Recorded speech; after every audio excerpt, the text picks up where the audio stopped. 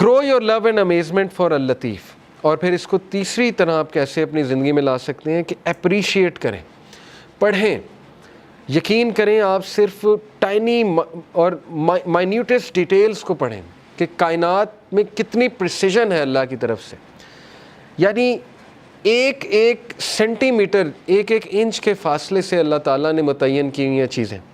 آپ صرف دیکھیں جوپیٹر جو ہے اس کی گریوٹی ہمارے ارتھ سے ایسٹرائڈز کو ہٹا رہی ہے. یعنی دیکھ لیں اللہ تعالیٰ نے کتنی پریسائز کریشن ہے اللہ تعالیٰ کی. ہر پلینٹ کا مقصد ہے, ہر سٹار کا مقصد ہے. یہ بالکل اسی طرح ہے جیسے کمپیوٹر کا مدر بورڈ آپ کھولیں تو تھاؤزنڈز آف اس میں مائکرو پروسیسرز لگے ہوئے, تھاؤزنڈز آف پارٹس ہیں. all are combining together to give you one process. ایک پروسیس وہ سارے کمبائن کر کے کرا رہے ہیں. تو انسان ورتھ لیس نہیں ہے. انسان کے لیے اللہ نے یہ دنیا جو ہے یہ رہنے کی جگہ بنائی ہے اور مسخر کی ہے اس کی چیزیں. میگنیٹک فیلڈ بنائی. Magnetic field, you should be thankful for magnetic field. Magnetic field نہ ہوتی تو یہاں دنیا میں ہم رہ ہی نہیں سکتے تھے, ٹھیک ہے نا. اوزون لیئر نہ ہوتی تو دنیا میں ہم رہ ہی نہیں سکتے. تو اس کو اپریشیٹ کریں اور اللہ سے محبت قائم کریں, ٹھیک ہے نا. دیکھیں آپ کو محبت کب ہوتی؟ ماں باپ سے. جب آپ ریئلائز کرتے ہیں کہ یار انہوں نے کتنا کچھ کیا ہے میرے لیے, تو آپ کی محبت قائم ہوتی ہے ماں باپ سے. تو اس کو اکثر ریوزٹ کیا کریں, اسپیشلی جب آپ ڈاؤن فیز میں ہو, جب آپ بہت زیادہ غم کی اسٹیٹ میں ہو تو ریوزٹ کیا کریں کہ نہیں اللہ تعالیٰ نے کتنا کچھ کیا, ٹھیک ہے نا. چوتھی بات ہے have the right intention in all you do. Latif knows all you do, every minute detail, every thought, every desire, every intention. So take account of yourself. اس ایٹریبیوٹ کو آپ نے اپنی لائف میں کیسے لانا ہے کہ آپ جو بھی کر رہے ہیں نا اس کو ریوزٹ کریں, اس کی انٹینٹ دیکھ لیں. What is your intention behind this? تو یہ اس لیے کیونکہ یاد رکھیں کہ اللہ اللطیف ہے اور اس کو ایک ایک آپ کے دل کا راز پتہ ہے. اس لیے اپنے دل کو صاف کر لیں, ٹھیک ہے نا, کہ کیوں کر رہا ہوں میں یہ دین کا کام, کیوں کر رہا ہوں میں یہاں, کیوں آتا ہوں, کیوں جاتا ہوں, کسی کی مدد کیوں کر رہا ہوں, فلانا کام میں کیوں کر رہا ہوں. اور آخری جو انہوں نے بات کی ہے کہ اللہ سے, اللطیف سے دعا کریں یہ نام لے کے کہ اللہ تو اللطیف ہے, تو میری تمام چیزیں جانتا ہے, تو میرے وہ بھی چیزیں جانتا ہے جن کو میں بھی نہیں جانتا. انسان کا جو انکانشیس پارٹ آف مائنڈ ہے, ٹھیک ہے نا. کانشیس تو ہم جانتے ہیں, انکانشیس نہیں جانتے. تو یہ بھی جانتا ہے فیوچر میں میرے پہ کیا آنے والا ہے. تو اللہ نے ایسی ایسی دعائیں ایسے ہی نہیں بتائیں, ربنا ولا تحملنا ما لا طاقت لنا بھی, اللہ ہم پہ وہ بوجھ نہ ڈالیں جو ہم بیئر ہی نہیں کر سکتے. یہ کیوں بتائیں ہیں؟ کیونکہ اللہ کو پتہ ہے, ٹھیک ہے نا. تو یہ نام لے کے یہ ثابت ہے حدیث سے کہ اللہ کو واسطہ جو ہے نا وہ کسی ولی یا نبی کا نہیں دیا جاتا ہے, حدیث سے ثابت نہیں ہے. یہ ہمارے کلچر میں ایک بات بڑی ہے نا کہ واسطہ دیتے ہیں, وہ کسی ولی کا واسطہ دیتے ہیں. یہ حدیث آپ دیکھ لیں دعائیں نبیوں کی, کبھی اللہ کو واسطہ کس چیز کا دیا؟ یا نیک اعمال کا اپنے, یا جو اپنے نام اللہ کے ناموں کا واسطہ دیا.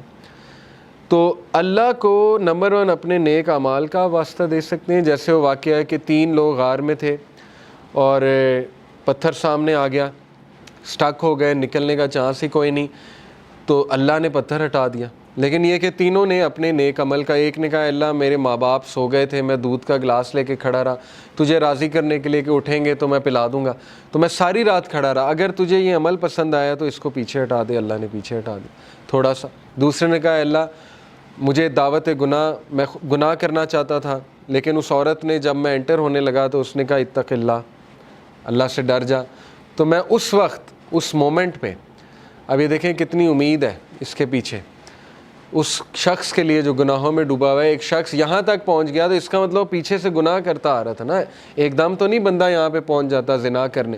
اس کا مطلب اس کی پیچھے سے گناہ گار لائف چلی آ رہی, اس کو تھاٹس آتے ہوں گے, پتہ نہیں اس لیول پہ وہ آیا کیسے. لیکن جب وہ ایکسٹریم کرنے لگا, زنا کرنے لگا, تو اس عورت نے اسے یاد دلا دیا کہ اللہ سے ڈر جا, تو اس نے کہا میں ڈر گیا اللہ. اب اللہ کو یہ عمل کتنا پسند آیا, حالانکہ کوئی کہہ سکتا ہے کہ یار وہ تو پہلے سے گناہ کرتا آ رہا ہے, یہ کیا بڑی بات ہے, پیچھے ہٹ گیا. نہیں, اللہ کو یہی تو پسند آیا ہے کہ وہ میرے ڈر سے پیچھے ہٹ گیا. تو اللہ از آل اپریشیٹو, اللہ اپریشیٹ کرتا ہے. اللہ نے پتھر ہٹا دیا.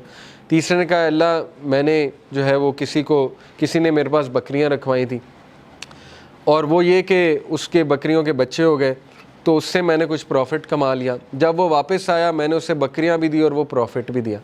یعنی اس لیول کی آنیسٹی. تو اللہ اگر تجھے یہ پسند آیا ہے، تیرے لیے کیا تھا اور تجھے راضی کرنے کے لیے تو پتھر مکمل ہٹ گیا۔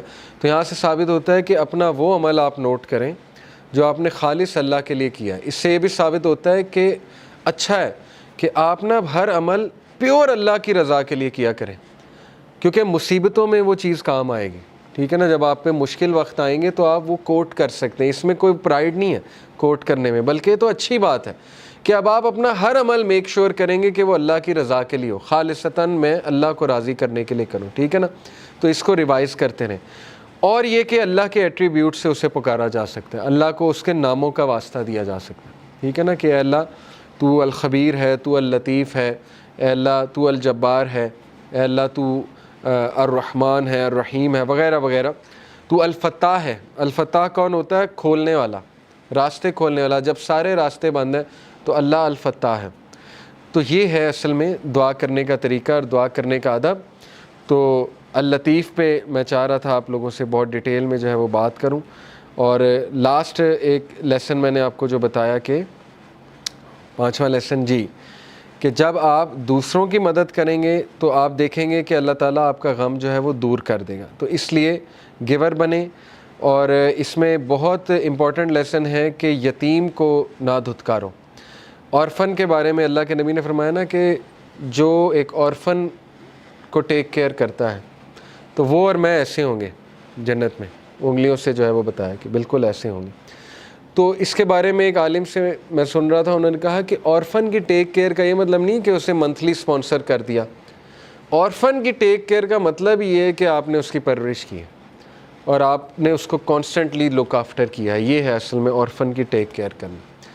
تو بہرحال سورہ ضحیٰ از یور اینٹیڈوٹ، جب بھی آپ ڈاؤن ہوں سورہ ضحیٰ پہ غور کریں، اور یہ جو آیا ہے سب سے زیادہ ہوپ فل ہے، وَلَسَوْفَ يُؤْتِيكَ رَبُّكَ فَتَرْضَىٰ، جلد تیرا رب تجھے دے گا اور تو راضی ہو جائے گا اور تو غمگین نہیں ہوگا۔ لیکن اس میں کی پوائنٹ پتہ ہے کیا ہے؟ کہ اللہ سے امید لگانی ہے، انسانوں سے نہیں۔ بیچ میں کوئی پھر وہ شرک نہیں ہونا چاہیے، بیچ میں نہیں کوئی ہونا چاہیے اینٹی، ساری کی ساری امید اللہ تعالیٰ سے ہے۔ پھر آپ دیکھیں اللہ تعالیٰ جلد آپ کو ایسی چیز دے دے گا کہ آپ کا غم اللہ ہلکا کر دے گا۔ باقی آسانی کی دعا مانگنی چاہیے۔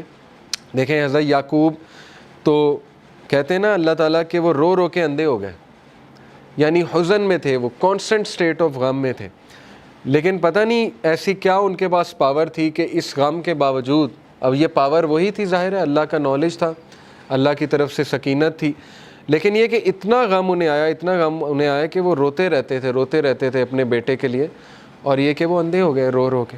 لیکن پھر اللہ نے ریلیف بھی دیا، بینائی واپس کی کہ نہیں کی، اور وہ کرنے کا طریقہ بھی متعین تھا پہلے سے۔ اور یہ بھی بات یاد رکھیں کہ بڑی خوبصورت ایک مثال ہے نا کہ لاسٹ کلاس میں نے دی تھی، کسی نے پوچھا کہ اللہ تعالیٰ کو کیوں نہیں ترس آتا کسی بندے پہ جو بہت زیادہ مشکلات میں، جیسے کسی نے مثال دی کہ شام میں ایک ماں تھی، اس کے 4 بچے تھے، اس کے گھر پہ بم گرا تو چاروں بچے فوت ہو گئے، تو اب وہ ماں اتنی پین میں ہے، اس کے پاس ہے ہی کچھ نہیں، اس کا شوہر بھی مارا گیا، وہ بیوہ بھی ہو گئی، بچے بھی مارے گیا، وہ کرے کیا؟ تو وہ کتنے غم میں اس ٹائم پہ، کیوں اللہ تعالیٰ کو اس پہ ترس نہیں آ رہا؟ کسی نے سوال پوچھا تو ہمارے ایک بھائی ماشاءاللہ انہوں نے بڑا اچھا جواب دیا، انہوں نے کہا کہ دیکھیں اللہ تعالیٰ کو، آپ کو نظر آ رہا ہے وہ عورت غم میں ہے، اللہ تعالیٰ کو وہ عورت جنت میں اپنے بچوں کے ساتھ کھیلتی نظر آ رہی ہے۔ اللہ تعالیٰ جو ہے اس کو فیوچر پتہ ہے، اللہ تعالیٰ اللطیف ہے، ٹھیک ہے نا، اللہ تعالیٰ کو پتہ ہے کہ یہ ہوا ہے، لیکن یہ جو صبر کرے گی اس کے بدلے اس کا مقام کیا ہے؟ ہمیشہ کی زندگی، اور وہاں پہ اپنے بچوں کے ساتھ کھیل رہی۔ تو ہو نوز، ٹھیک ہے نا، اس لیے یہ کہ اللہ تعالیٰ پہ ٹرسٹ کریں اور اللہ تعالیٰ کے بارے میں کبھی نیگیٹو نہ ہوں۔ اور آج کا ٹیک اوے تھا اللطیف، یہ ویب سائٹ میں آپ کو بھیجتا ہوں انشاءاللہ، اس میں اللہ کے اور نام بھی اسی طرح ہیں کہ پہلے اس نام کو ایکسپلین کیا جاتا ہے، پھر اس کے روٹ ورڈز بتائے جاتے ہیں، اس کے روٹ ورڈز کے میننگ، پھر اس کے امپلیکیشن کیا ہے، پھر آپ اس کو لائف میں کیسے امپلیمنٹ کر سکتے ہیں۔ یہ بہت زبردست اللہ کے ناموں کو پڑھنے کا طریقہ ہے، انشاءاللہ آپ دیکھیں گے کہ آپ کو بہت کچھ پتہ لگے گا، اس کو پڑھیں۔ جزاک اللہ خیر، سبحانک اللہم و بحمدک، اشہد ان لا الہ الا انت، استغفرک و اتوب الیک، والسلام علیکم ورحمۃ اللہ وبرکاتہ۔